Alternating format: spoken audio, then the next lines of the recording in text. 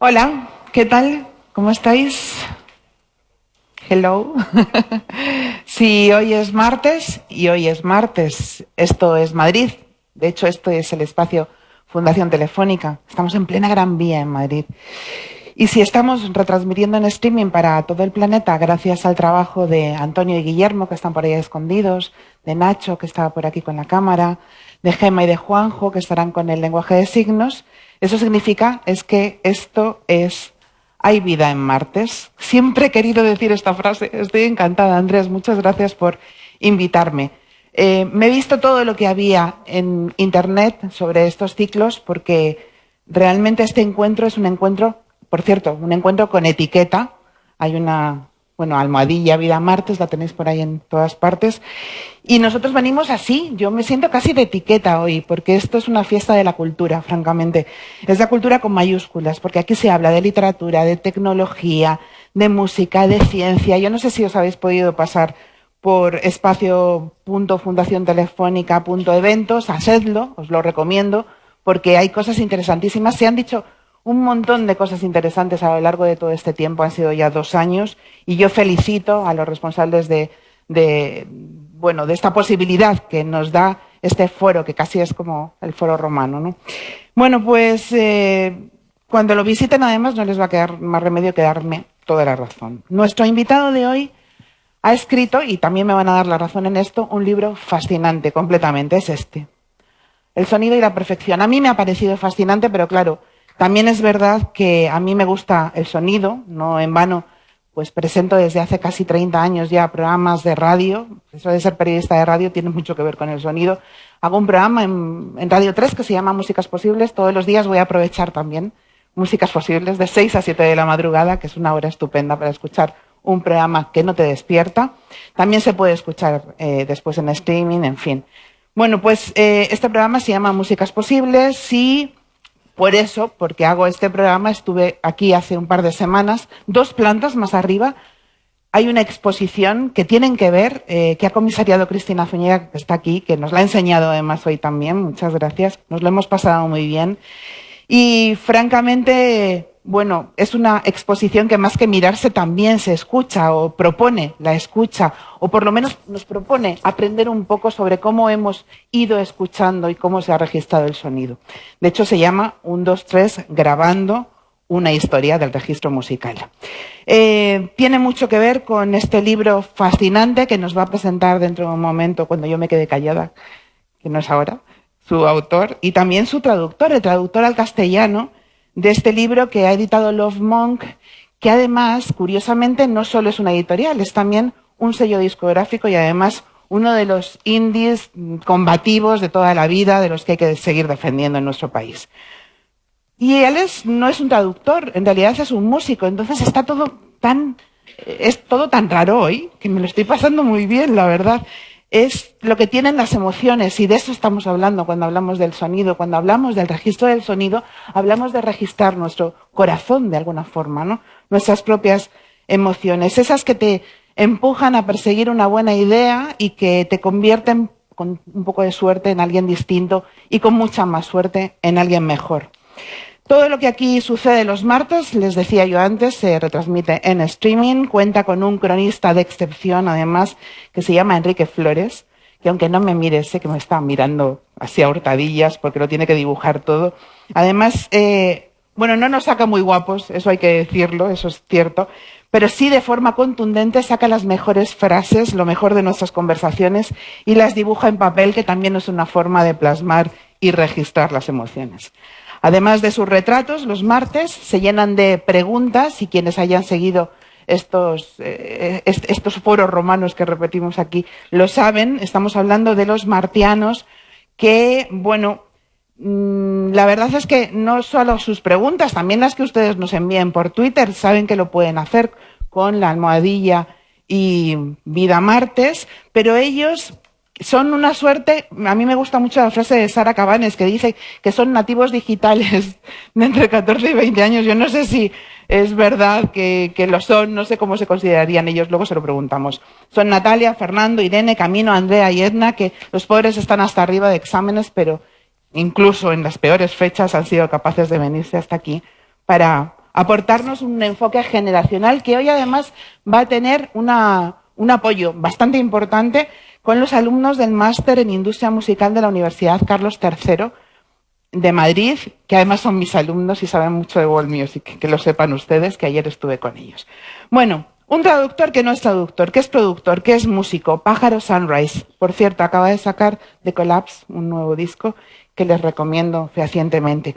Y un escritor que es periodista, en realidad, o lo ha sido, ha entrevistado a muchísima gente que a mí me interesa mucho. Por ejemplo, hemos hablado de David Byrne, de Talking Heads, pero eso en los primeros minutos nada más de una conversación. Fue director de Spin Magazine y también ha escrito en Rolling Stone, en New York Times, en New Yorker, en The Guardian, en Wire. La verdad es que la lista es bastante larga. Hemos tenido que parar en algún momento porque me da un poco de vergüenza estar al lado de alguien así, pero bueno. Su último libro se llama Pinpoints y es un estudio sobre cómo el GPS ha influido en nuestra manera de entender la vida, en nuestra cómo ha cambiado la tecnología, pero además también cómo ha cambiado nuestras cabezas. Y por el libro que hoy le ha traído aquí, que sigo, bueno, está por ahí, ¿no? Ahora lo sacarán, no estoy. El sonido y la perfección, una historia de la música grabada, le dieron una nominación a los Book Awards, ¿no? Al National Book Award. Y la verdad es que tiene una primera página por la que yo también le daría pues un montón de premios, porque para mí es como el García Márquez de 100 años de soledad. ¿Se acuerdan de la primera frase? Muchos años después, frente al pelotón de fusilamiento, el coronel Aureliano, buen día. Casi todos nos acordamos de esa frase, ¿no? Bueno, pues la suya es, lo primero que hizo el universo fue grabar un disco. Y no me digan que no tienen ganas después de seguir leyendo. ¿Qué es eso? ¿De qué estamos hablando cuando hablamos de eso? Bueno, pues de Honolulu a Nueva York, a Brooklyn en realidad, y ahora está en Madrid y además por muy pocas horas. Quiero invitar a ambos al escenario, a Greg Milner y a Yuri Méndez, para que continuemos hablando del sonido de la perfección. Un fuerte aplauso, por favor.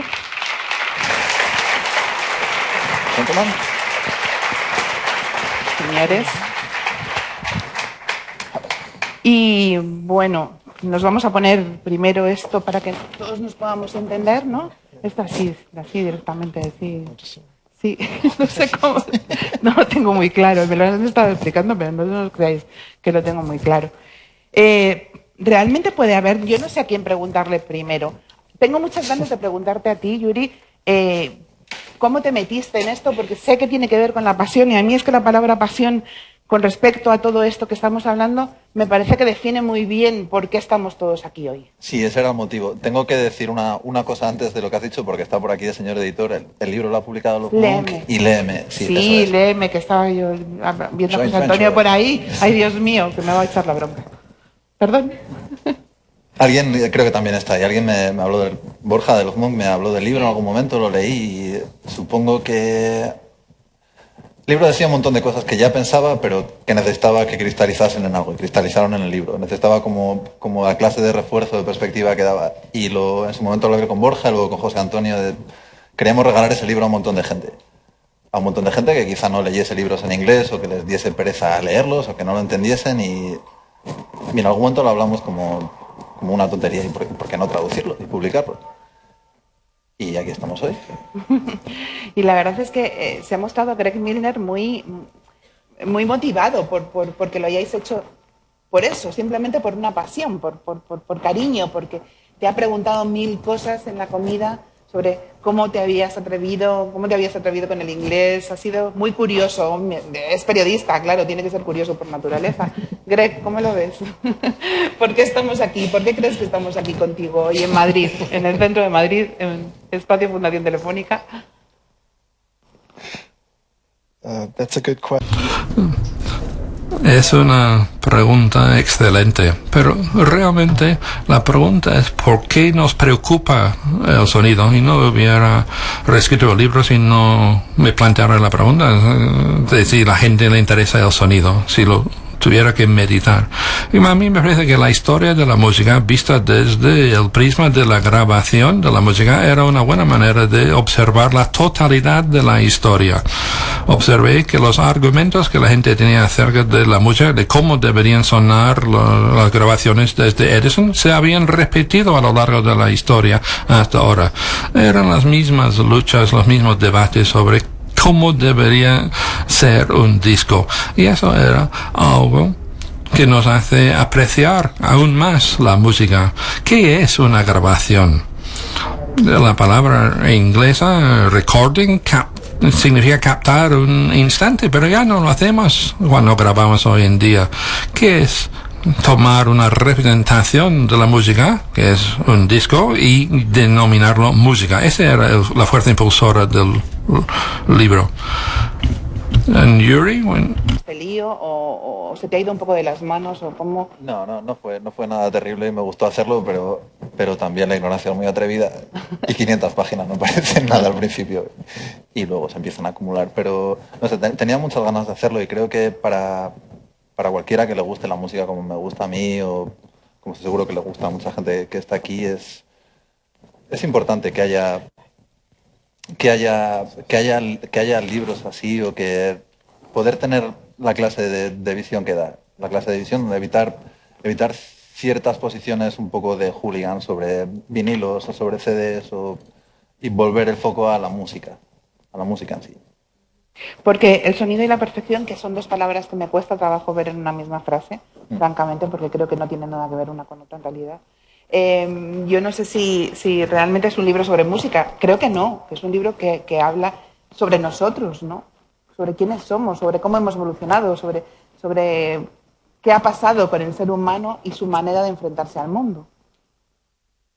Yeah, absolutely. Sí, totalmente. En primer lugar, debería agradecer a Yuri por haber hecho la traducción. Me honra mucho que hayas elegido traducir mi libro. Muchas gracias. Y estoy de acuerdo. Y me alegra que lo hayas pensado. Porque yo consideré este libro no acerca de la música, sino la forma de nuestra apreciación de la música que representa de nosotros mismos. La grabación es un arte muy singular. Solo se puede apreciar si se basa en la ciencia y la tecnología de su época. Así que se puede considerar la grabación como obra de arte que depende de la ciencia, pero a la vez es una ciencia y una tecnología que solo tiene sentido si se analiza de forma interpretativa y de forma crítica como un arte. Y eso es una tensión muy interesante que yo no encuentro en otras formas artísticas. En el cine, que es el ejemplo que cito en el libro, las personas que vieron ese tren que se acercaba en las primeras películas se saltaron para quitarse de en medio del tren, pero se dieron cuenta rápida que eso no pasaba. Pero cuando vemos explotar la estrella de la muerte, sabemos que es una ficción, que no existe. Pero en la grabación escuchamos desde el principio al final y debería sonar sin ninguna fisura. Y eso es una ficción que tenemos que repetirnos cuando escuchamos un disco. Y es una forma interesante, una forma muy singular de ver las cosas. Y como he dicho, nos explica mucho más sobre lo que pensamos de nosotros mismos y no sobre cómo vemos la música, la forma de interpretar esa ficción. De este libro, que yo no sé si ustedes hay muchos de ustedes que ya lo hayan leído o no. A ver, unas manos por ahí levantadas veo, ¿no? Sí. Ah, vale, hay bastante gente que ya podría preguntar más que nosotros quizá, ¿no? A mí me gustaría preguntarte si tú has cambiado a la hora de enfrentarte a este libro. Y me gustaría también saber si hubo un primer alumbramiento, si hubo como un destello y una idea que te llevara a imaginar por qué querías escribir este libro. Y a medida que lo ibas escribiendo, ¿tú has cambiado con él? ¿O qué ha pasado? Porque tengo la sensación de que Yuri sí ha cambiado un poco. Me he hecho mayor. ¿No? Te has hecho mayor. Yeah, I changed. Sí, cambié de tal forma que ya no podía escuchar la música durante un rato. Algunos discos que me gustaban antes, me di cuenta de que ya no me gustaban, o ya empezaba a criticarlas de otra manera. Pero volví a recuperar esa admiración para la música. Pero inicialmente empecé a considerar a la música de forma incómoda. Es decir, hay un dicho en Estados Unidos: nadie quiere saber cómo se fabrican las salchichas que comemos. Y creo que eso es lo que me ha pasado a mí. He estado demasiado tiempo en la fábrica de la música. Viendo el libro. Es que tampoco quiero que se convierta, me gustaría también que nos contaras, ¿no? Y que le contaras a Greg qué has sentido, cómo has cambiado, por qué dices que has crecido, por qué tienes esa sensación. No, decía que me había hecho mayor. No quiere decir que haya crecido. Vale, crecí luego me hice completamente, mayor acepto el matiz. No lo sé, creo que cuando te llama mucho la atención sirve para cualquier cosa, pero un libro es porque, por lo general, esa forma de pensar ya está en ti. Y no suelo estar muy de acuerdo grabo discos y mezclo discos y eso es mi vida, y posiblemente sea la cosa que más me gusta en el mundo en el tiempo que ocupo en hacer cosas que me gustan. Y siento que, no sé, por la mayoría de la gente cuando oiga hablar de esto es obvio que mis amigos pueden tener cierta afinidad, pero hay un montón de perspectivas sobre la música, sobre cómo funciona la música, sobre qué supone la gente que hace la música para gustarnos, de lo que hablaba Greg antes, con las que no estoy nada de acuerdo. Y precisamente creo que es eso, creo que es una exploración de cómo percibimos y que, bien entendido, se puede extrapolar a muchas otras cosas. Simplemente no sé, me parece como un libro de tolerancia informada, de exponer lo racional de un proceso irracional, como escuchar música, y una vez que te expone lo racional, quitarlo del camino para ver, vale, con esto tampoco se llega a ningún sitio. Es como, escucha, simplemente escucha. Y yo creo que en el momento en el que lo leí la primera vez necesitaba esa clase de refuerzo, ¿no? Necesitaba saber que había alguien más en algún sitio que pensaba así. No sé si tienes algo que añadir. Creo que es una explicación muy buena de lo que el libro me ha representado para mí también. ¿Cómo te enfrentas tú como periodista? No sé si uno tiende a refugiarse en la antropología, en la musicología, pero realmente aquí hay muchísimas más anécdotas que trascienden todos esos campos y además no te quedas con Bueno, a lo mejor la segunda parte del libro es un poco más densa, decía yo no sé si estáis de acuerdo, pero hay un momento en el que se habla mucho de las emociones y entonces ahí todos entramos un poco más fácil porque todos nos emocionamos con los Beatles y tal, pero después parece que ya cuando están definiéndonos con un poco más de seriedad por dónde va lo del sonido y el registro, a mí me asusta un poco más, ¿no? Entonces, ¿cómo se ha construido? ¿Cómo lo has escrito? Me pregunto yo.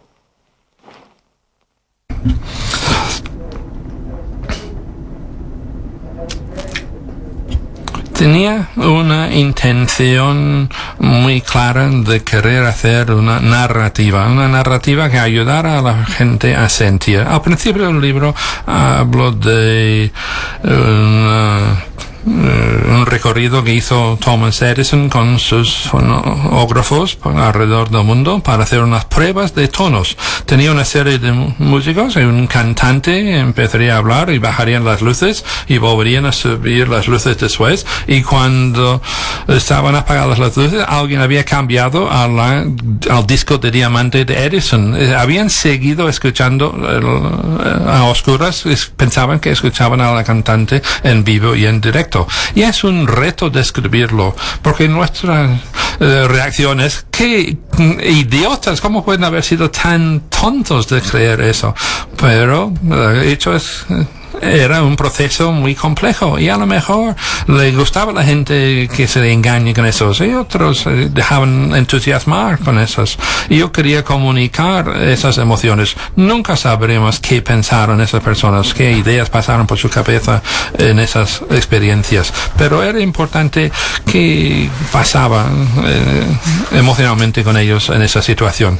Cuando me puse a escribir el libro, supongo que la génesis del libro es retrotrae a la transición, a un libro que escribí sobre la transición de tecnologías analógicas a digitales, y tuve que hacer investigaciones y me llamó la atención la similitud entre los argumentos. Entonces, no es el principio del libro, es más bien el centro del libro, pero era un punto de partida. Vamos a ver otro argumento parecido y vamos a buscar a alguien que puede incorporar ese argumento. Y quería centrar la atención en las personas. Estoy totalmente de acuerdo con lo que tu comentario, que es un poco denso al final, pero espero que siga siendo un libro accesible. Pero lo quería mantener siempre en un nivel de seres humanos reales, teniendo ese argumento entre arte y ciencia.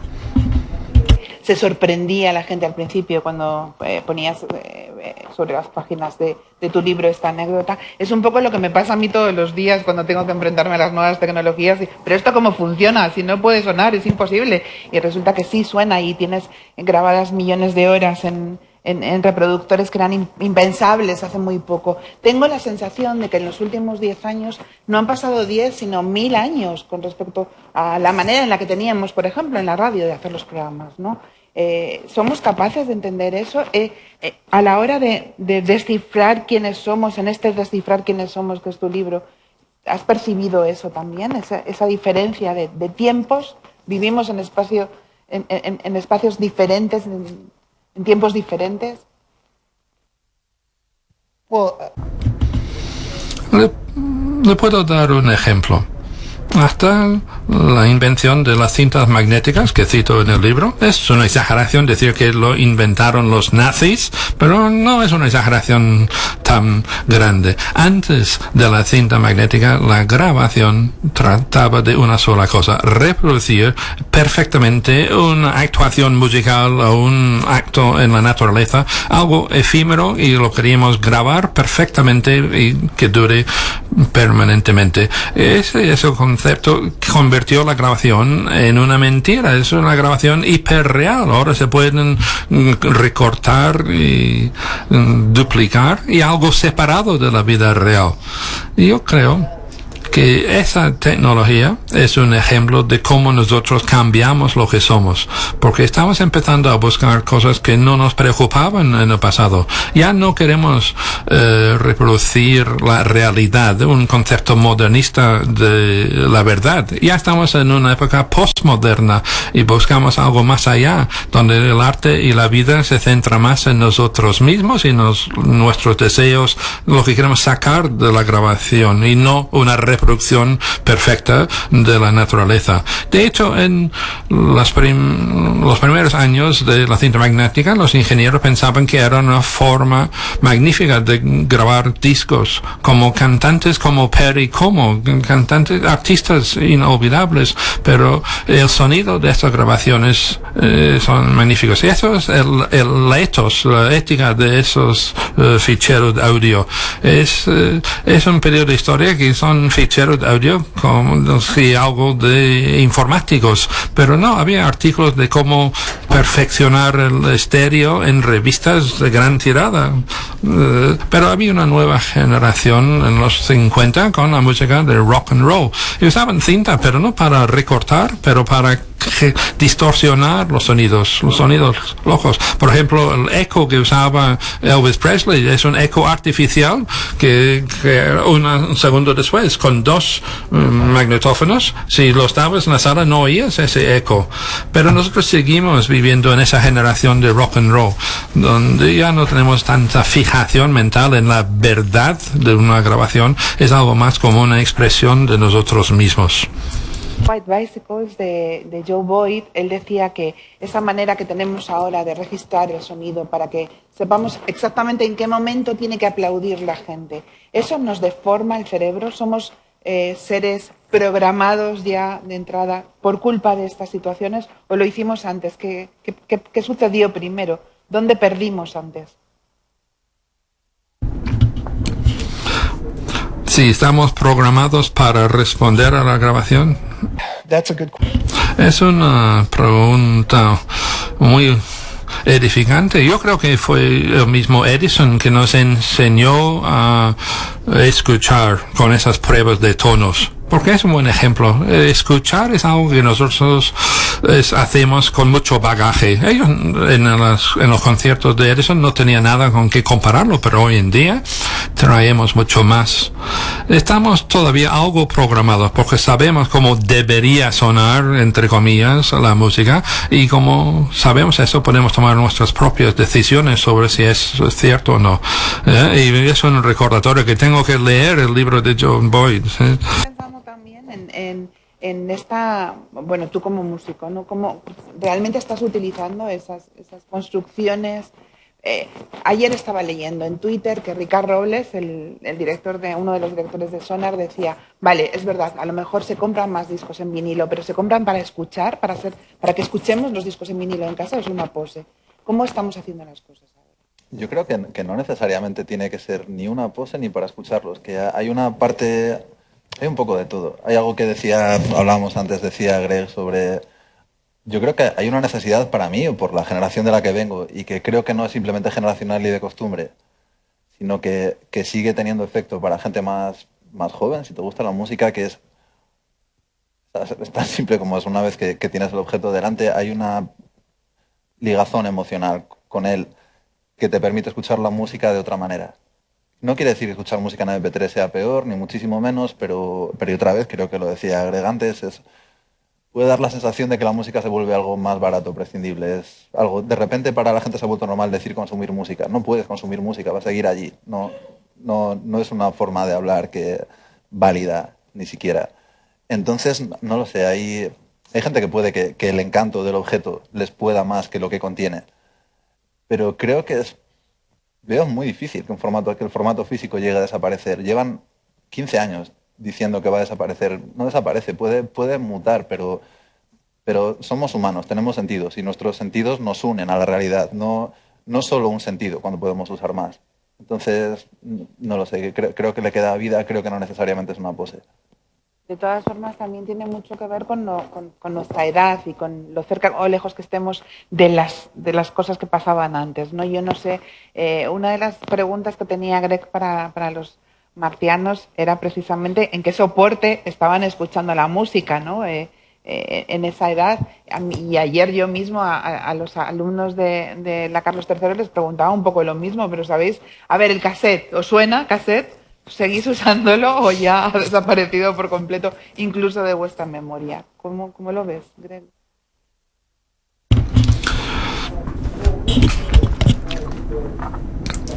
Una cosa que me alegra mucho de la persistencia de los medios analógicos, y no voy a ponerme aquí a dictaminar cuál es mejor, digital o analógico, pero todos estamos de acuerdo en que es analógico, ¿verdad? No, me van a castigar por decir eso, pero una cosa que me gusta de lo analógico es que demuestra esa persistencia. En los medios digitales, a lo mejor no podríamos volver a reproducirlo. Había cintas DAT, que a lo mejor no lo conocen, Digital Audio Tapes, las cintas de audio digitales, DAT, es un formato de consumo musical, pero va a costar mucho esfuerzo encontrar un reproductor. Y los discos de vinilo, incluso los casetes que tenemos, la tecnología que hay detrás de su reproducción es una tecnología tan sencilla que es posible seguir reproduciéndolos dentro de siglos. Uno de los hechos que yo descubrí cuando estaba investigando este libro y quiero compartir es el concepto de que la tecnología de grabar la música se podía haber empezado hace siglos o miles de años. Solo una superficie encerrada y un estilo para rascarlo y algo que vibre. Es lo único.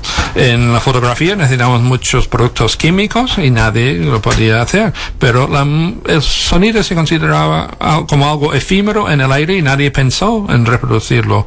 Pero a mediados del siglo XIX se podía hacer y Edison fue el primero en llegar a inventarlo. Pero realmente es tan primario que esas grabaciones van a durar, no para siempre quizás.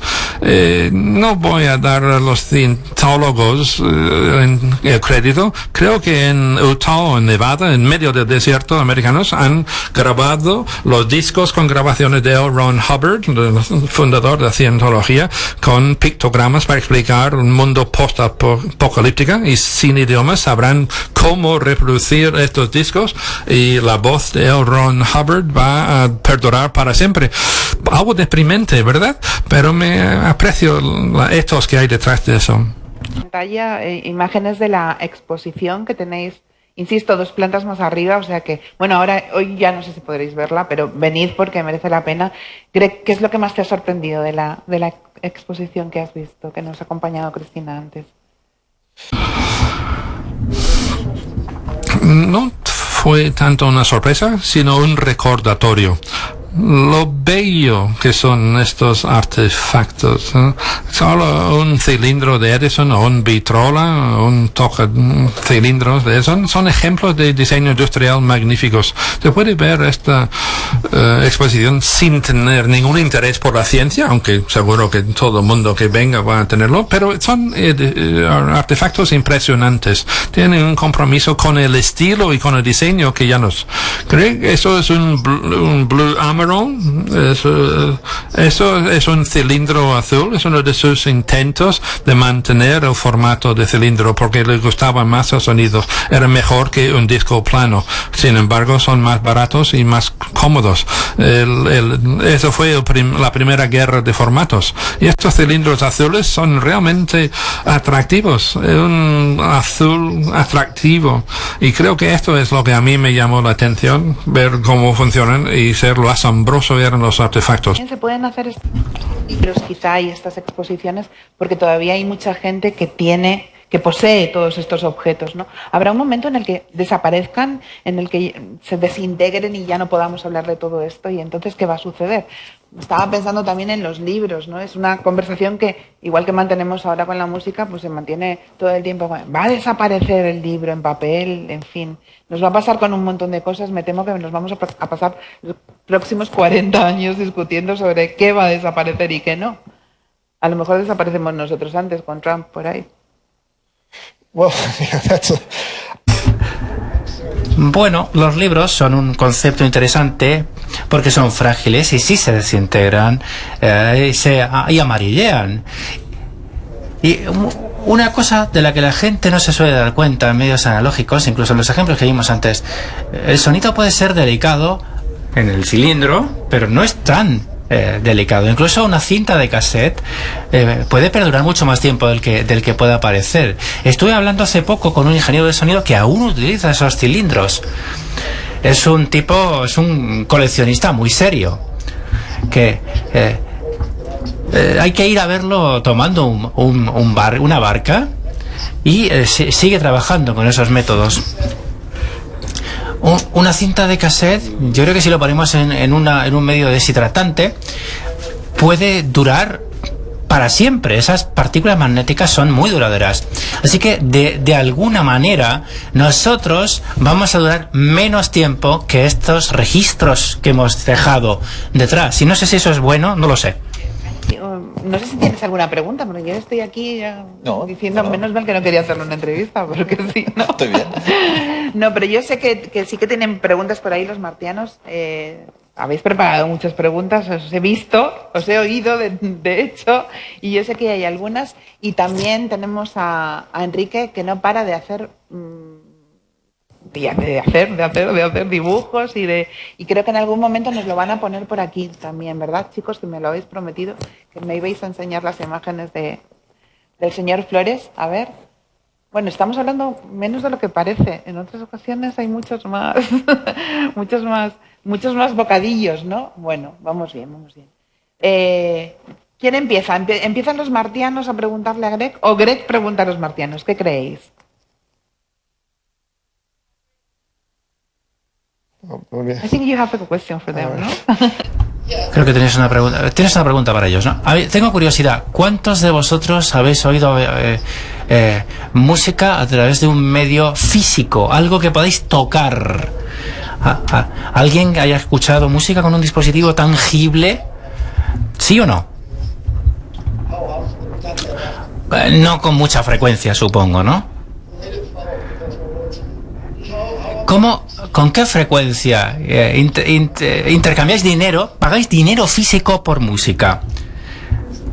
A ver, yo personalmente, yo compro música a través de iTunes. No la compro físicamente. Pero sí que tengo CDs, tengo cintas de cassette. Sé cómo escuchar a música física en dispositivos físicos, no solo en el teléfono. No lo hago con frecuencia. Normalmente no lo hago, la verdad. Pero sí me gusta. Me gusta probar, poner el CD o poner lo que sea en cualquier dispositivo, y me gusta más que pinchar los auriculares que en el teléfono, porque es una mejor experiencia, porque me parece que es más natural. No sé, parece que estoy más dentro de la música, más que cuando estoy fuera en la calle escuchando en el teléfono.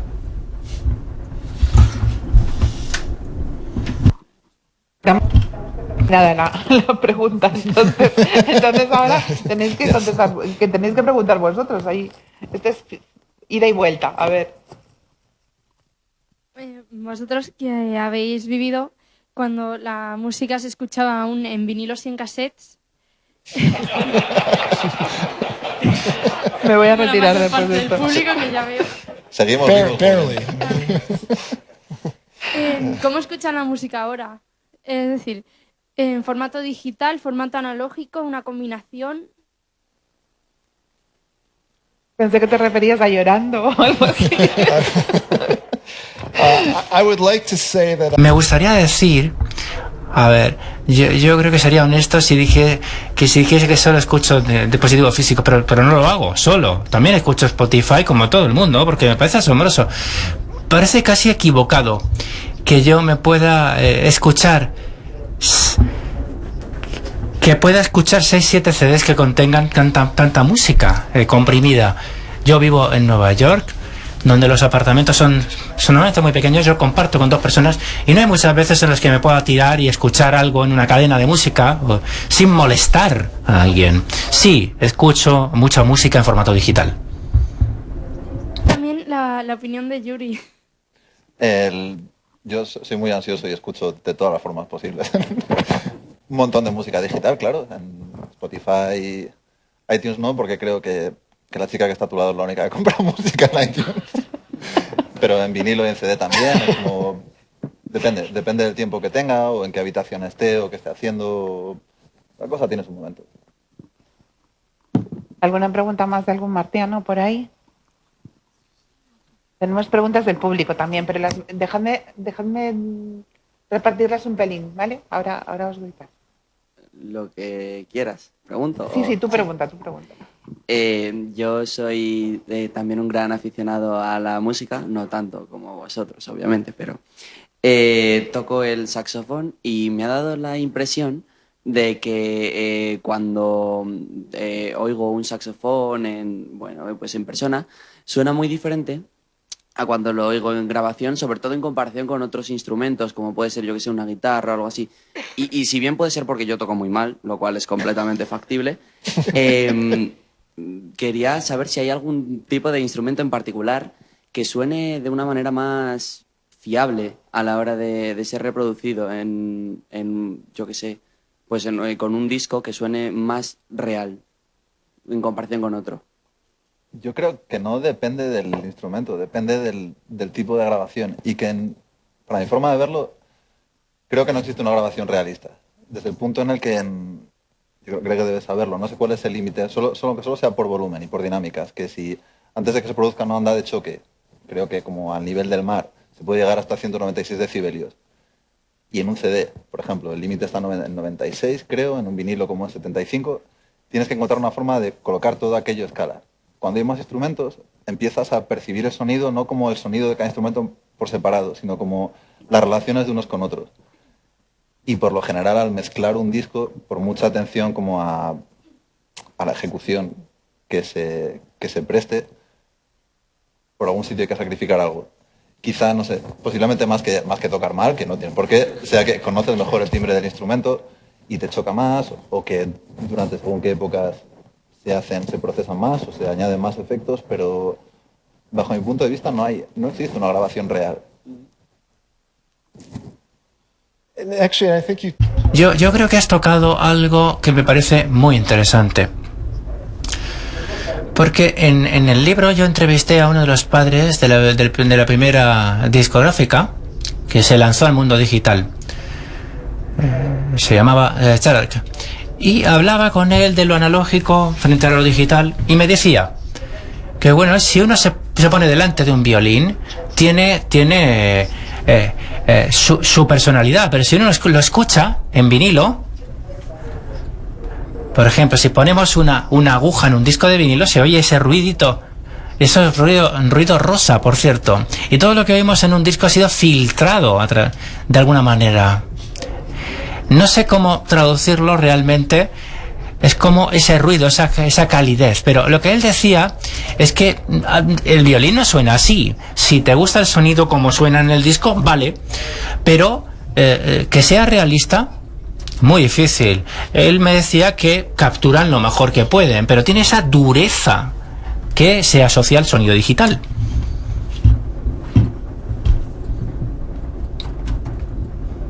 De los martianos en este bloque, luego vuelvo a vosotros, que no os vais a librar. Bueno, mi pregunta va un poco dirigida para todos, para los tres. Si, ¿en qué etapa y qué tecnología musical hubieses elegido si pudieses haber vivido, bueno, en el siglo XX, en cualquier tipo de etapa, con cualquier tipo de tecnología musical, cuál hubieses elegido? ¿Solo del siglo XX? Sí. Nada del XXI. Bueno, el 21 es que es muy reciente. Pero está bien el 21. Bueno, también el 21. Me quedo en el 21. you want to. ¿Quieres contestar tú eso? I like them now. Oh, yeah, that's true. Sí, a ver. Espero no hacer trampas, pero me gustaría volver a ese principio del siglo XX con mi oído y ver qué pasa.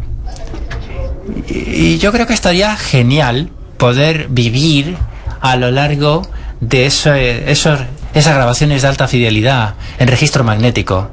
Un salto adelante muy importante. Hay muchas cosas de las que nos podemos olvidar, pero por ejemplo, en Columbia, en la discográfica, recuerdo un estudio que era una iglesia donde los ingenieros diseñaron todo alrededor de un espacio. Lo que se obtenía en esos registros era alucinante. Y yo creo que tuvo que ser increíble poder estar allí. Si luego además se podía poner en contraste con otras discográficas, otros sellos con música rockabilly, algo que sonaba como estridente en los oídos. Me ha gustado francamente estar siempre en los directos, haber escuchado a Nick Drake en directo, o sea, nada de registro. Yo haber estado presente como Forrest Gump, pero en versión yo, más o menos. Tengo una pregunta de Roberto desde Murcia. Desde la época de Edison, ¿seguimos en lo mismo? ¿Preferimos la comodidad y la cantidad a la calidad? ¿Qué es la calidad? ¿Qué es calidad en un registro? Yo creo que la calidad en una grabación es un disco que suena de la forma en la que uno que escucha, el escuchante entre comillas, quiere que suene. Es una oportunidad, digamos, utópica de hacer que suene como uno desea. Yo creo que esa es la grabación perfecta. Hay cosas de las que se habla en este estupendo El sonido y la perfección. La alta fidelidad, los 50, la sala de estar como centro de la vida de ocio norteamericana, señalaba Andrés Pérez Perruca. En los 70, Quintaví inventó la remezcla y este concepto reinventó la música moderna. Se habla en un capítulo muy interesante sobre cómo influyó el 11S en el éxito de Pro Tools. ¿Con qué te quedas? ¿Qué es lo que más te ha impactado? ¿Qué es lo que verdaderamente piensas? ¡Wow! Nunca hubiese pensado que esta manera de hacer las cosas nos ha llevado a este sitio. Y es una pregunta que también te quiero trasladar a ti, Yuri. Si tuviese que elegir una cosa, hablo del mundo del volumen, de lo que suena fuerte, la forma en la que percibimos el volumen de algo que tiene que ver con trucos con compresión, se comprime el rango dinámico y tenemos la parte más blanda, digamos, con la parte más dura, menor y mayor volumen. Es como cuando uno ve la tele y de repente sube el volumen de golpe cuando llega la publicidad. No se está poniendo más potencia, sencillamente que hay un rango dinámico que va subiendo y bajando durante el programa principal, pero luego en los anuncios sale de golpe. Para mí es fascinante eso, la cuestión del volumen. En los años 90, los discos cada vez tenían más volumen, porque querían sonar más fuerte en la radio. Si la canción sonaba atenuada, los artistas se temían que quien estaba escuchando pudiese apagar. Pero parece que eso es ir como para atrás, ¿no? Como retroceder, dar pasos hacia atrás. Y hay otros ejemplos que se citan en el libro. Al avanzar también estamos dando pasos hacia atrás, en algunos casos. Nosotros como sociedad decidimos que los pasos hacia adelante valían la pena. Antes hablabas de la segunda parte y cómo puede ser más densa, pero yo creo que hay algo cardinal en esa parte, que es el capítulo de Kintabi y de Jamaica.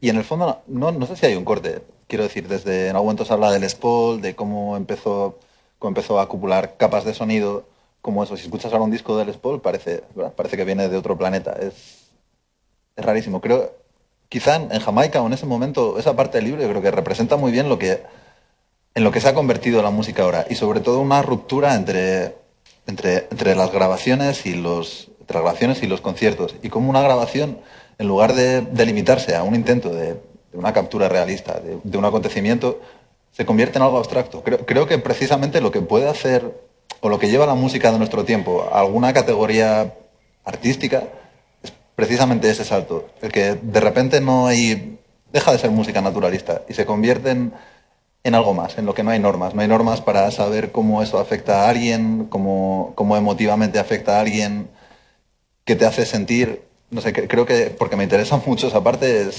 creo que es el punto para mí del libro.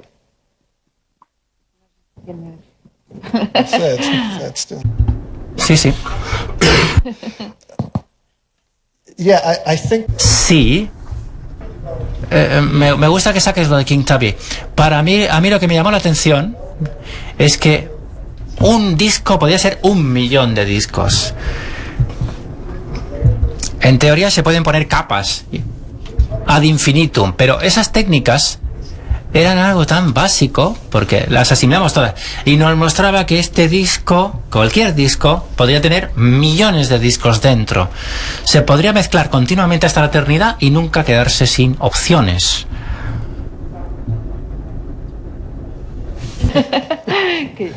Tengo que optar por una cosa o por otra. Y hay una cosa que estaba pensando. ¿Vosotros creéis que somos esclavos?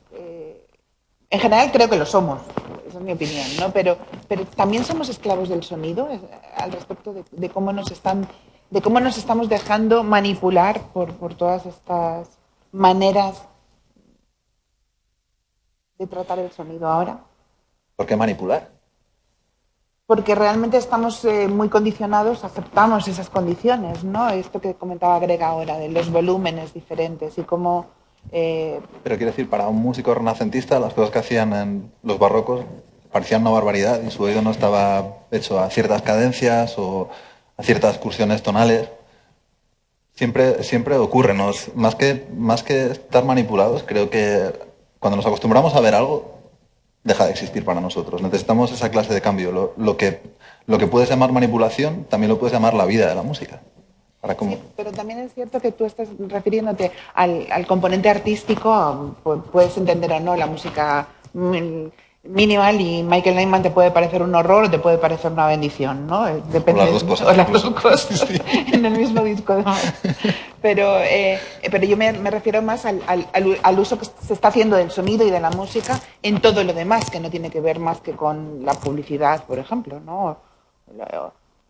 Estas llamadas para que sigamos consumiendo. Pero también yo creo que nos volvemos refractarios a eso, que pierde fuerza. Es posible que durante un tiempo se haya usado mucho, el conductismo lleva estas cosas, el conductismo se extiende y hay gente que hace coaching sobre cómo vender y cómo no vender, pero a la larga yo creo que pierde efecto y en todo caso lo estoy viendo desde el punto de vista de la música. Creo que puede que tenga un pico en el que hace algo más de efecto y luego desaparece otra vez. Es una especie de ola que vino y se irá pronto. I mean, in this, Bueno, es un poco distinto lo que voy a decir. Vuelvo a Edison, la gente que se sentía alucinada con eso. Me gusta decir que podemos pensar en lo que esa gente sentía. Podemos plantearnos ahora cómo suena la voz humana. Cómo suena cualquier canción. En la radio, en rock, en pop. Y luego, y escuchar, de verdad, prestar atención a cómo suena esa voz. La voz suena, la verdad, poco a voz humana, pero nos han condicionado para no hacernos esa pregunta, porque se graba así, se hace así. Las cosas se van configurando de esa manera. Y si se hacen correctamente, entre comillas, pues se supone que no debes cuestionarlas. Es uno de los condicionamientos de esa escucha de la música hoy en día. También me estaba refiriendo, por ejemplo, a los tonos. ¿No os habéis fijado que ahora en televisión, ¿no? Cuando te dan las noticias, lo hacen con un soniquete cada vez más parecido, que todas las cadenas lo hacen de la misma manera y que o te están dando el tiempo y te lo están dando y la manera de hablar de los locutores en televisión está siendo una y no otra y cada vez más homogénea y más insoportable y cada vez se entiende menos y me van a odiar. Esto se ve en streaming ahora que me acuerdo, me va a odiar medio mundo cuando me vaya de aquí. Creo que eso está pasando también, ¿no? Y eso también es sonido. Esta imperfección del sonido. this is something. Esto es algo que Iron Loma se planteó mucho. Me parece una ingenuidad hoy en día. Pero esa tecnología que se ha diseminado tanto y que se está cargando las diferencias culturales, está como pasando por una apisonadora y homogeneizando todo. Y yo creo que tienes razón, todo se está homogeneizando, todo empieza a sonar igual. Y si hablamos de esa tecnología con la música en streaming, hay menos paleta tonal, por decirlo de alguna manera, hay menos variación, menos variabilidad, hay una compresión de ese rango dinámico. Y sí, hay formas en las que la vida, la parte oral de nuestras vidas se ha aplanado. Ya no más me queda por ahí por preguntar. Sí, a mí me gustaría saber vuestra opinión sobre de qué o de quién depende la evolución de tanto los aparatos de reproducción como los de grabación y todas las plataformas en las que se escucha música, tanto digitales como físicas. Greg.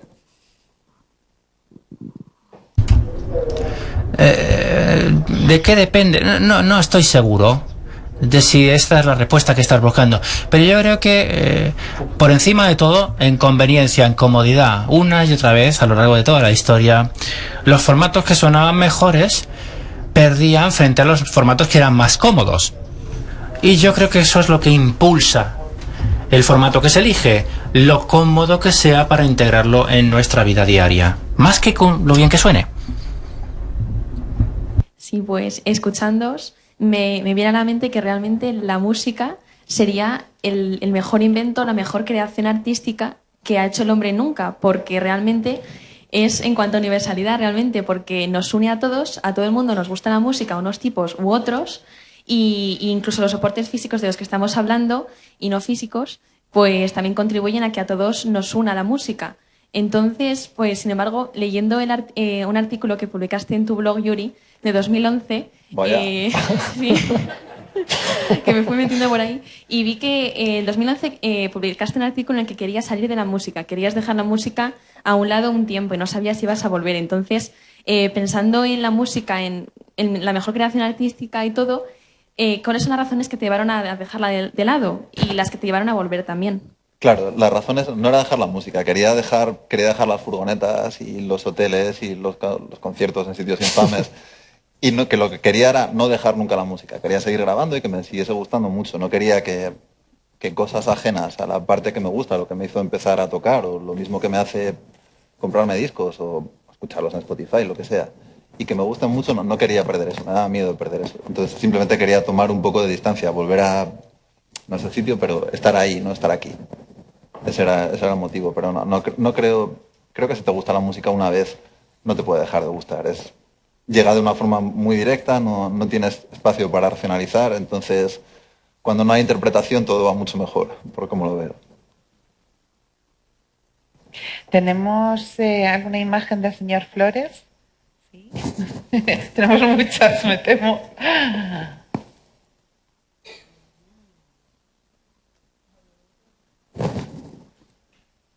Luego las podemos ver, ¿no? Esto después se...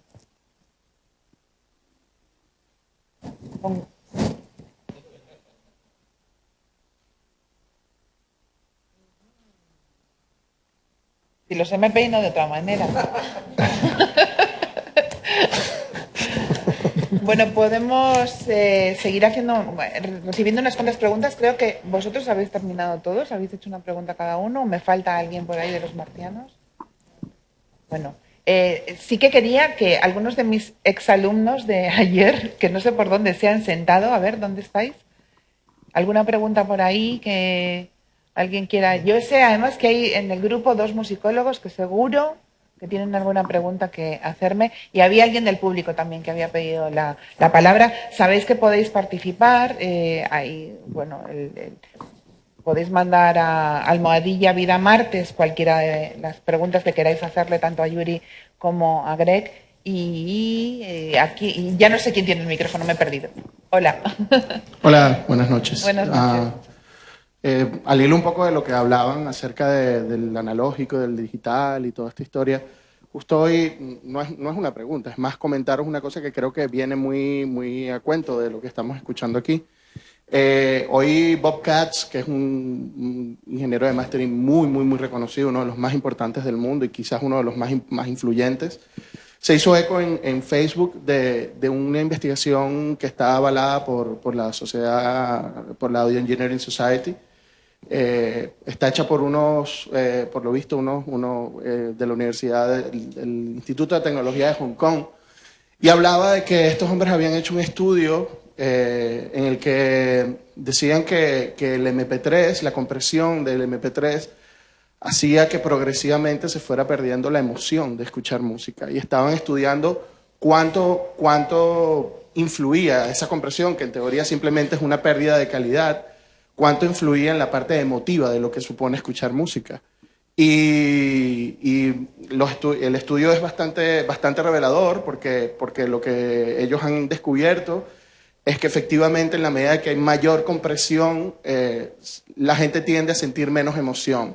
Y van mucho más allá incluso porque dicen que lo que han notado es que desde que el MP3 ha entrado en el mercado, la música ha tendido, ya esto a mí me parece un poco más especulativo, pero me parece llamativo. Desde que el MP3 ha entrado en el mercado y se ha apoderado, digamos, de la forma de consumir música, la música que se ha producido desde entonces ha tendido a ser mucho más violenta y más simple. Y bueno, es una cosa que es muy llamativa porque muchas veces la gente de mi edad y siempre decimos, bueno, es que la música que se hacía antes era mejor, ¿no? Y ahora cuesta mucho dar con música o con buena música y tal. Y fue como, de pronto dije, hostia, ¿será que esto es lo que está pasando y esto es lo que hace que la música haya perdido calidad? La verdad es que me llamó mucho la atención por todo lo que hay detrás, ¿no? O sea, no es un estudio de un tío, un loco allí, sino que había un montón de gente muy reconocida o gente que por lo menos vive de investigar y que seguramente se lo toma en serio. ¿Qué opinión nos merece eso? ¿Puedo? Así que la primera pregunta es, ¿cómo un estudio puede medir la emoción de nadie?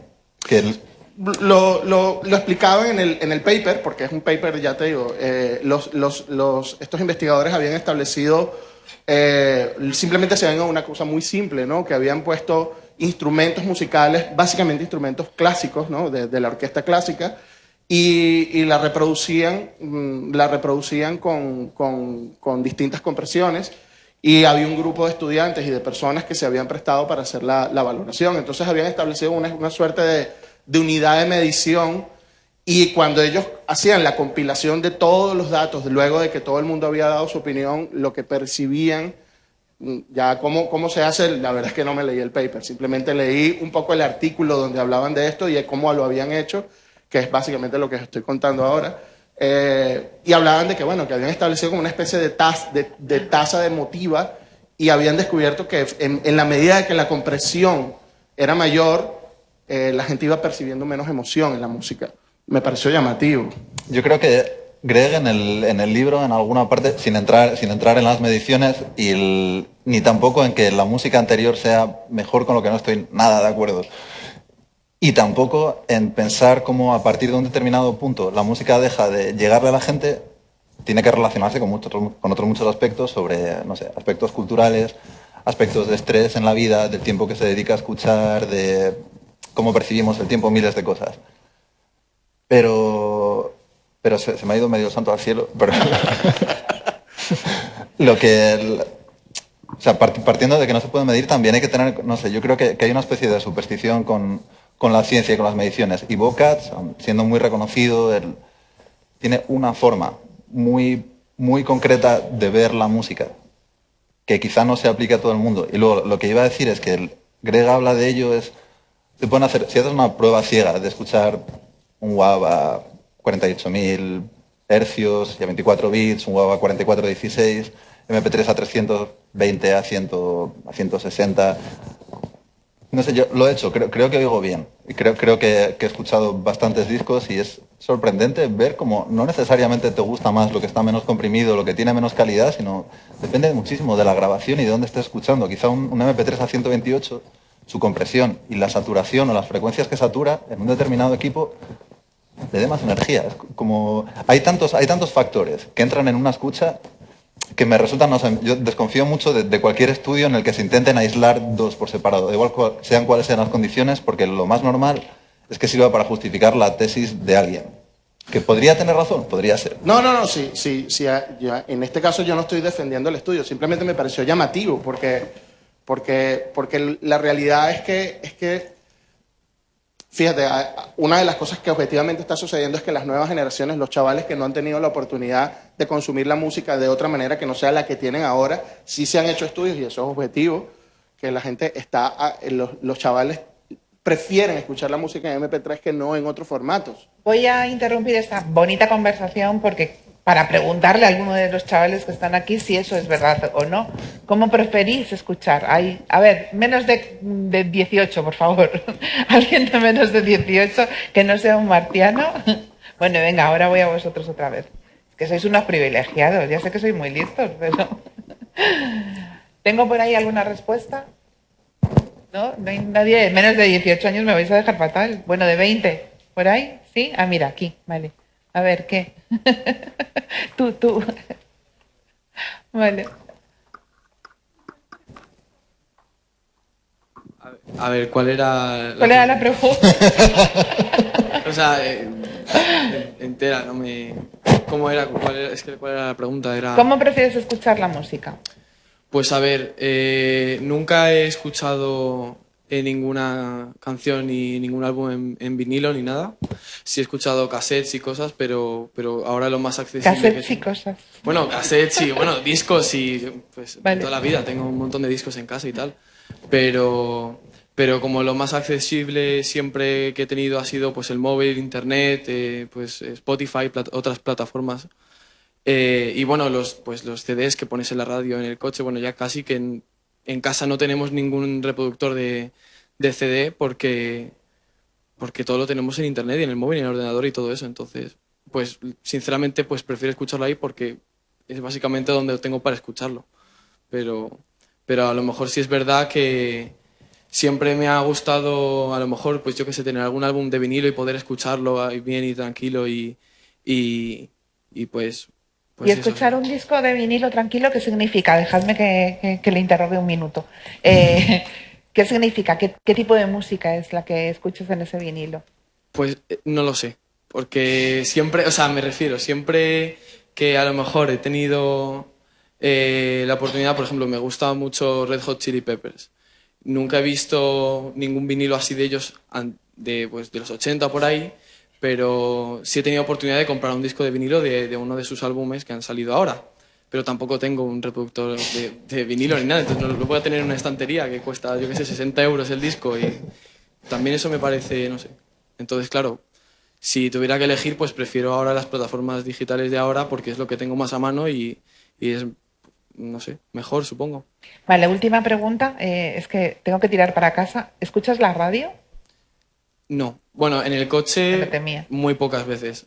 O sea, cuando no tengo el móvil, si tengo el móvil la oportunidad, pongo mi música y pues ahí, y ya está. Muchas gracias. Yo sabía que no tenía que hacer esa pregunta. No voy a preguntar qué radio escucha cuando la escucha, porque entonces igual quedamos fatal todavía. Alguien te decía o contabas la anécdota de alguien que decía, yo no tengo música en CDs, yo no uso CDs. ¿Qué músico era? ¿Te acuerdas? So, Libro, no recuerdo ahora. who was that? Is it, Ay, ¿quién lo dijo? ¿No? Dicho eso, yo no tengo esto y además no lo voy a tener y nunca escucharé así algo y después has tenido que echarte para atrás.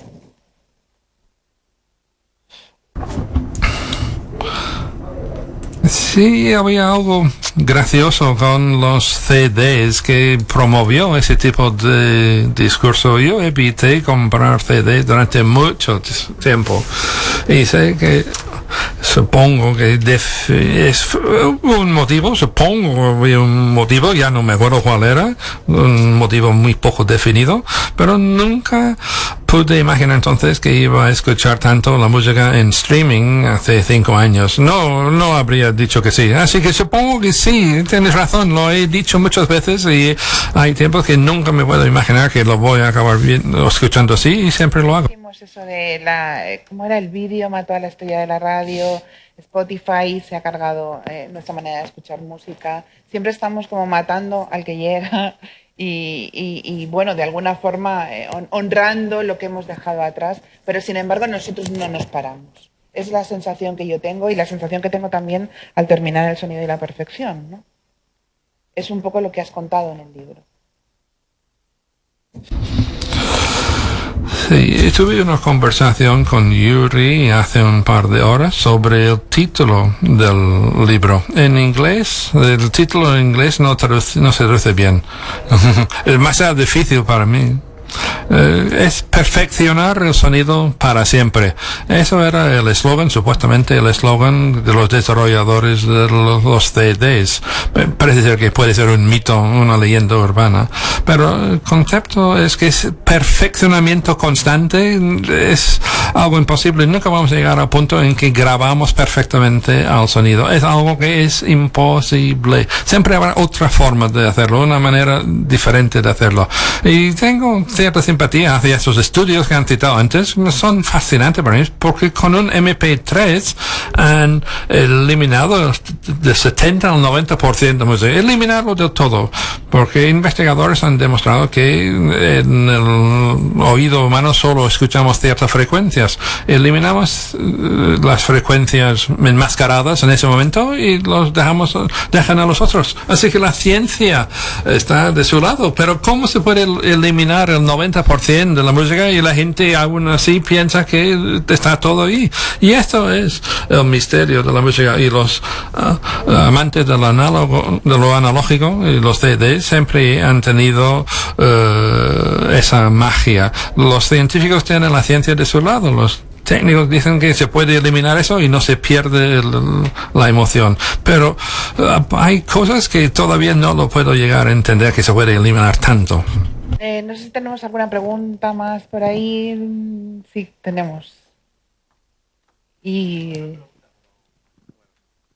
tenemos también una etiqueta. Una cosa que... Vida Martes, en fin, voy a insistir. Realmente yo opino que tampoco es el fin del mundo si desaparece lo analógico y solo queda lo digital. O sea, es que muchas industrias y muchos oficios a lo largo de la historia han desaparecido. O sea, es que no es el fin del mundo. O sea, yo no lo veo ningún problema, no sé. Eso es lo que quería decir. Ya está. Dice, es que me da pena la industria y tal. Pues es que antes trabajaban las teleoperadoras y ya no existen. Y es que no... Que se busquen otro trabajo, ya está. O sea, es que no lo veo. Pero hablamos de válvulas, no de músicos. ¿Algo que añadir al respecto? No, si se deja de hacer nada en analógico, ahí estoy de acuerdo. pero algo perderemos. Greg. Creo que literalmente,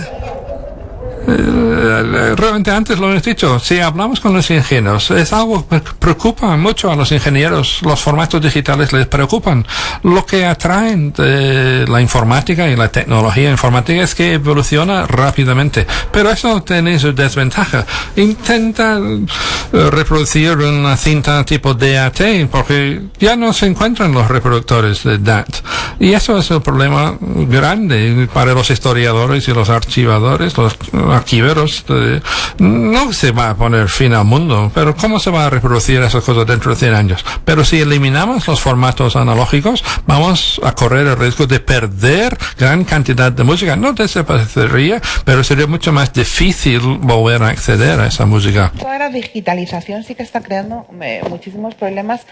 Hoy hemos hablado durante la comida de todo lo que supone digitalizar, el costo, la gente trabajando, no hay quien lo soporte. En Radio Nacional, por ejemplo, tengo de primera mano información de no podemos, por ejemplo, recibir muchas colecciones discográficas porque no tenemos capacidad para responder a ellas. Entonces, de repente alguien te cede su increíble colección maravillosa de discos y no sabemos qué hacer con ellas porque no tenemos espacio físico, sabemos que se puede deteriorar ese material. ¿Cómo se soluciona eso? ¿Hay alguna manera? ¿Se ha hecho en algunos sitios? ¿O crees que se está perdiendo todo ese material también en Estados Unidos? Creo que siempre hay gente que digitaliza su música y eso es algo de lo bueno, que la digitaliza, deja de ser un problema el espacio. El espacio de disco es mucho más fácil que el espacio en los estantes. Y creo que es muy interesante que tengáis ese problema en Radio Nacional. Creo que sí, siempre se están digitalizando las cosas. Espero que no se esté haciendo demasiado deprisa para que no se piense en qué es lo que va a ocurrir luego con los originales copiados. Pero hay que preocuparse por tener los originales y poderlos reproducir otra vez en el futuro. Tiene un problema añadido y es que no todo el mundo sabe lo que está digitalizando. O sea, no sirve tampoco, estaréis conmigo, en simplemente coger discos y digitalizar o coger cintas, una cinta abierta, si no sabes quién está cantando esa seguidilla, por ejemplo. ¿No? O sea, que tienes que localizar al cantador, la tarde en la que se grabó. En España, bueno, hay un trabajo ingente que está haciendo, por ejemplo, gente como José Manuel Gamboa a la hora de recuperar el flamenco para que no se pierda todo eso. Hay una colección de discos ahora que acaba de publicarse y me consta que ha tenido que coger todos los papeles y decir, no, es que estos no son los artistas que aparecen en estos registros, están mal. Cuando desaparezcan esas personas que tienen aún en su memoria toda esa información, ¿qué va a pasar? Vamos a perder quiénes somos.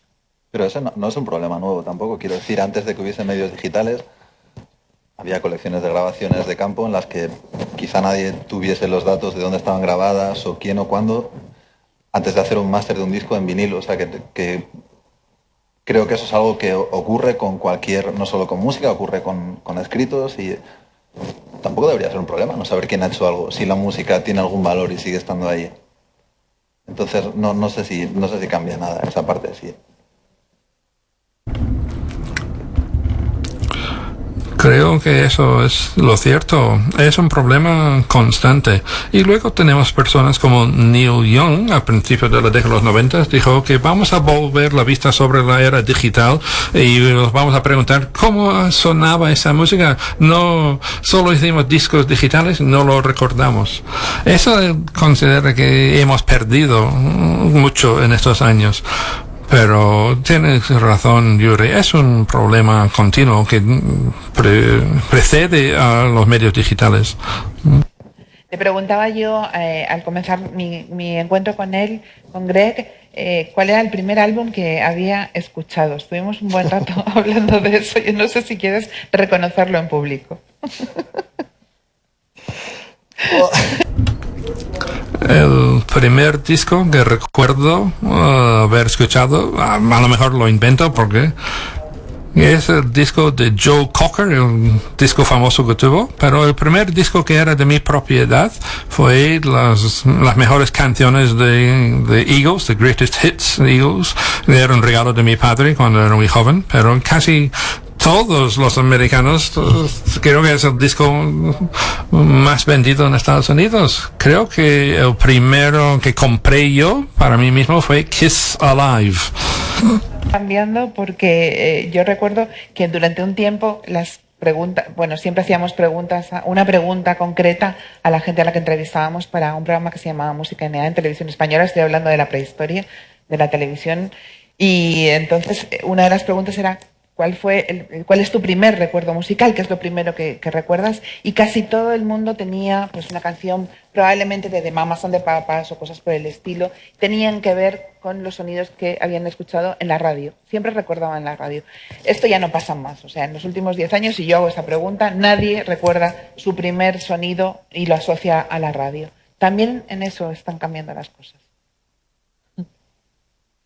Yeah, I think. Sí, cuando era más joven, yo estaba convencido de que una de las primeras canciones que había escuchado era Till the End of the Day, by The Kinks, hasta el final del día, por los Kinks. Era una memoria que no podía acceder y lo pregunté a mis padres si lo habían puesto alguna vez y me dijeron, no, ni lo conozco. Pero entonces lo he tenido que haber escuchado en la radio. Y luego, una vez que me di cuenta que lo podía hacer, dejé de ser capaz de hacerlo. Es decir, cuando escuchaba una canción tenía un recuerdo innato, pero no estaba consciente de saberlo, y cuando me puse a hacerlo a posta perdí la capacidad de retener ese recuerdo. Sí, recuerdo a mis padres poniendo discos en casa y... ¿Quieres saber los discos? Si quieres contárnoslo. Yo creo que el primer recuerdo que tengo es de Lola y Manuel. No, y no me debió de prender gran cosa tampoco. Y recuerdo haber comprado el Greatest Hits 1 de Queen. Eso pudo ser lo primero que compré. En vinilo. Porque no había CDs todavía. No había CDs cerca de mí. Bueno, estamos ya llegando al tiempo final de este encuentro, pero a mí me gustaría volver a los martinianos, porque seguro que hay alguna frase de esas lapidarias con las que queréis acabar cada encuentro. A ver, algo que añadir, chicos. Bueno, yo quería hacer una última pregunta. Sí, última. Que si Edison estuviese vivo ahora, ¿él apostaría por la grabación analógica o por la grabación digital? Cilindros.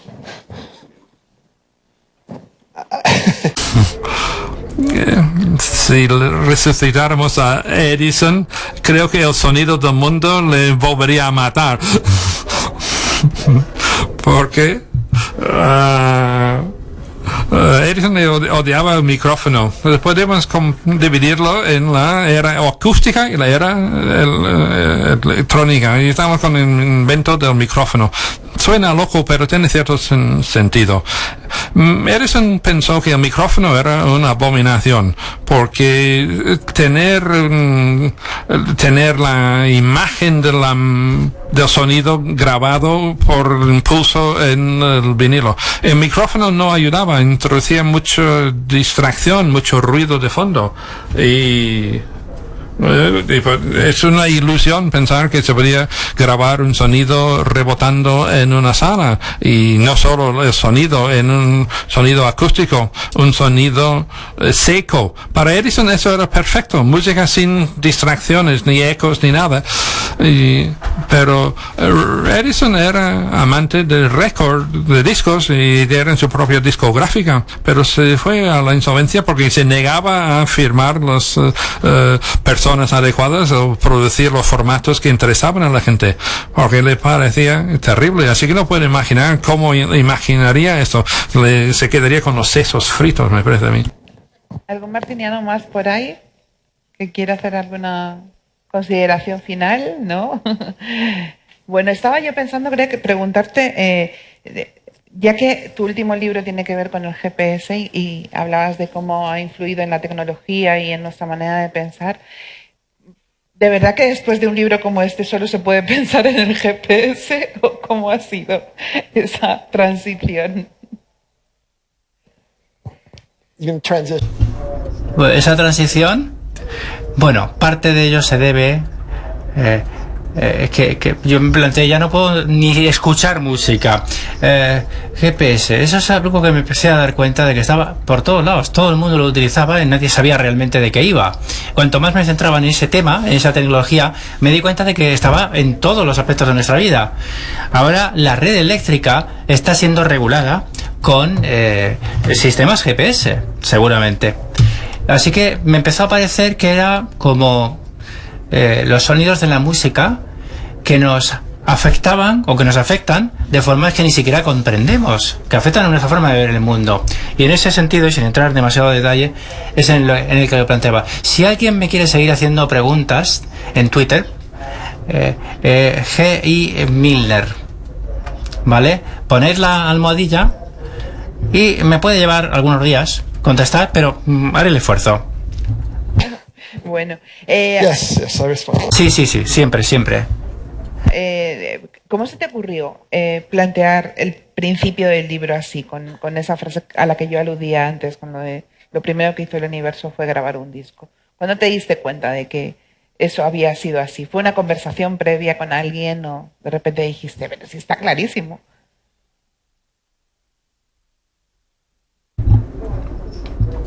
La verdad, para ser sincero, no me acuerdo, de verdad. Es que no sé si estaba buscando. Creo que en ese momento creo que recordé que los micrófonos podían haber registrado los sonidos del Big Bang, los sonidos primigenios, y me puse a leer cosas del Big Bang. Y es una de esas cosas en las que te pones a leer y de repente hace clic. Lo contrario de un escritor que no sabe cómo empezar a escribir, está bloqueado. Al revés, te desbloqueas de golpe. No voy a entrar en demasiado detalle, pero lo primero que hizo el universo fue hacer ese disco, sí, efectivamente. Pero ondas sonoras que se quedaron como congeladas en el tiempo, que podrían constituir algo parecido a un disco. Los astrónomos hablan de... Creo que después de unos cuantos miles de años el universo se recombinó. Bueno, eso suena a un remix, ¿no? De audio. Y fue una de esas cosas que uno lee, un accidente feliz, por decirlo de alguna manera, algo que recuerdo muy vagamente. Mira, en martes lo hemos comprobado, incluso en martes 13, que no está mal. Una cuestión que se me queda por ahí de la conversación que tuvimos antes, a Greg le sorprendía la incidencia que había podido tener este libro entre los madrileños que había visto a lo largo del día y en España con respecto a Estados Unidos. Creo que parte de la culpa la tiene Yuri, la tiene José Antonio, la tiene Borja, la tiene la gente que ha empujado y ha hecho posible que este libro esté traducido al castellano, el sonido y la perfección de Greg Milner, pero sí creo que has tenido tiempo para reflexionar 5 minutos sobre eso, sobre por qué sí en un sitio más que en otro, ¿no? I think... Bueno, quizás mejor gusto aquí, la gente tiene mejor gusto aquí que en Estados Unidos. He estado dándole vueltas, porque se recibió también mejor en Reino Unido. Al menos pareció generar más emociones. En España, la edición española obviamente ha sido la más impactante en cuanto a respuesta entusiasta o respuesta emocional, diría yo. No sé, la verdad, por qué. Quizás en Estados Unidos estamos tan adictos a ciertas otras cosas que no... al artificio, a los artefactos, que no sé. No, me encantaría darte una mejor respuesta, pero es que no lo sé. Me parece muy interesante, pero no lo sé. Otra pregunta por aquí dice que dice Dixieland que después de saber que Kiss Live es tu primer disco, ¿qué diferencias hay entre la primera vez que los escuchaste y la primera vez que los viste?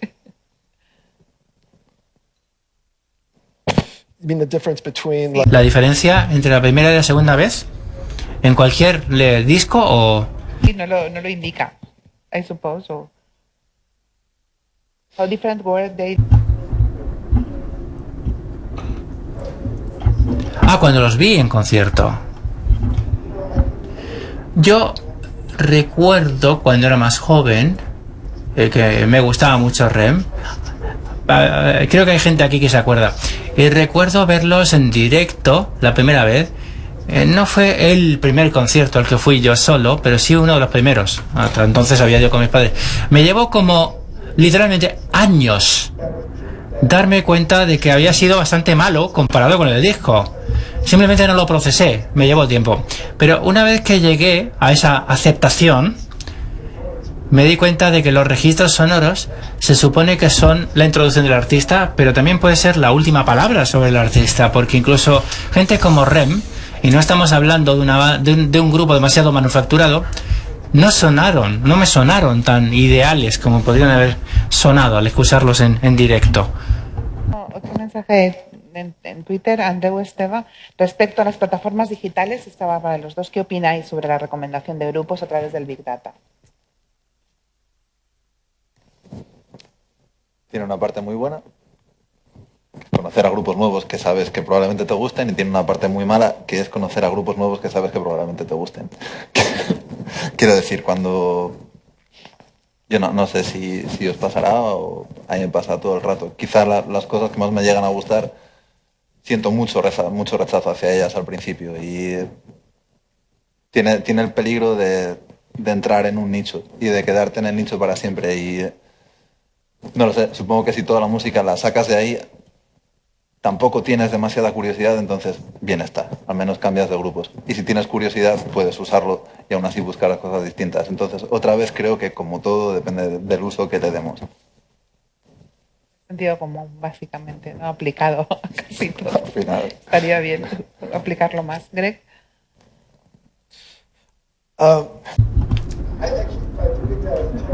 Big Data. Lo que te dice Spotify, por ejemplo, sí. Yo tengo un amigo que está obsesionado con una cosa que tiene Spotify, el Discover, la funcionalidad de descubrir. Estaba obsesionado porque era como si le leyeran la mente. Cada vez que le recomendaban una canción, le gustaba. Y es que estaba un poco como fuera de juego. Lo que es bueno es que las recomendaciones eligen canciones que piensan que te van a gustar y luego en ritmo. Es una magnífica aplicación, es muy inteligente, por eso es por lo que me gusta estar vivo en ese sentido con estas cuestiones. ¿Pregunta por ahí? Sí.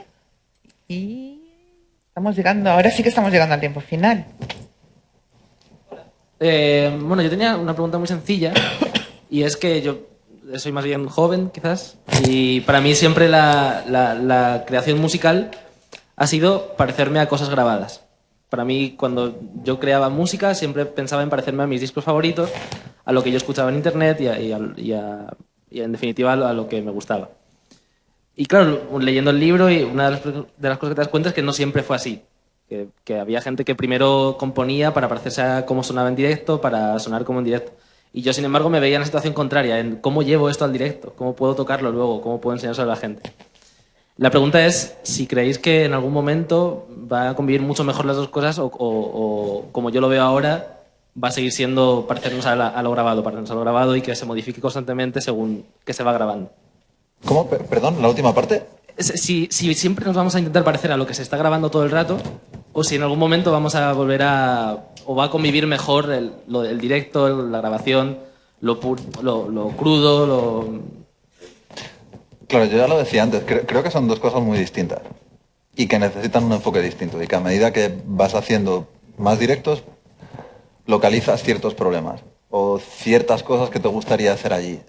Pero pasas mucho tiempo escuchando música grabada, y lo más normal es que cuando estás en tu casa, y todos tenemos algo con lo que grabar ahora, tienes un ordenador, tienes un Logic, lo que sea que haya allí. No sé, la referencia supongo que sí, que es la de los discos, y es normal, pero luego somos más complicados que eso. Y aunque creamos que una parte viene de lo grabado, otra del directo, una parte puede venir de que nos gusta cómo huelen las patatas fritas. Y esto suena absurdo, pero no lo es tanto. Al fin y al cabo se trata como de, yo creo que en los dos casos, de llegar a una especie de estándar emocional propio, de alcanzar algo que está en tu cabeza.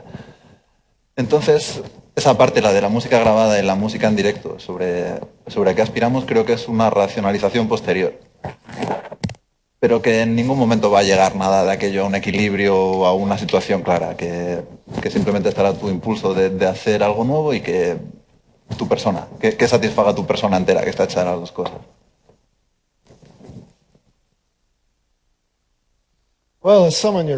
Bueno, a alguien de tu edad, si entiendo la pregunta correctamente, yo creo que no vamos a volver. Es esa idea de que si los registros sonoros, los discos imitaban la música en vivo o al revés. No. El proceso de escribir, de componer, de hacer música por primera vez. Yo seguiría tu opinión. Yo me fío de tu opinión, pero a mí me da la impresión. La verdad es que no lo sé, la pregunta es muy buena y no estoy seguro. Yo creo que siempre va a haber músicos que componen primero con la idea de ir a directo. Yo creo que eso va a estar siempre ahí. Yo creo que sí, puede haber distintos enfoques a la música, a la forma en la que uno compone. Yo creo que tiene que ver con lo que quieres obtener a través de tu ejecución o de tu obra. Solo la creación. Creación, suena muy grande eso. No lo sé, si no tienes un propósito más que hacer música, creo que no importa, en realidad, ninguna de las dos cosas. Si tienes otros objetivos, si quieres conseguir algo con eso, sí, probablemente te lo plantees y dependerá de eso, sobre todo. Pues ahora sí que tengo que dar muchos agradecimientos porque hay mucha gente currando en esto. Por supuesto, a Greg y a Yuri, muchísimas gracias por todo, por el libro, por la traducción. Gracias a Borja y a José Antonio de Love Monk y de LM. Y gracias al maestro Flores, que vamos a tener todos sus dibujos en la web, espacio.fundaciontelefónica.eventos. Ahí también estará colgado esta, igual que otras charlas estupendas que ha habido. La verdad es que yo me lo he pasado fenomenal también en esta. Ha sido un privilegio contar con vosotros, contar con Natalia, Fernando, Irene, Camino, Andrea y Edna también, como siempre. Ya os había descubierto a través de la pantalla. Es un privilegio tenernos ahí. Se me olvida. Andrés, Sara, Cristina, Elena, muchísimas gracias por hacer todo tan fácil. Y, por supuesto, Antonio, Guillermo, Nacho, que han estado por ahí, Gemma y Juanjo. Se me olvida algún nombre seguro, pero me vais a perdonar. Simplemente deciros que el sonido y la perfección sí que pueden ir en la misma frase y yo creo que ha quedado clarísimo después de este pequeño encuentro con Greg Mielner y con Yuri Méndez. Muchísimas gracias y gracias a vosotros.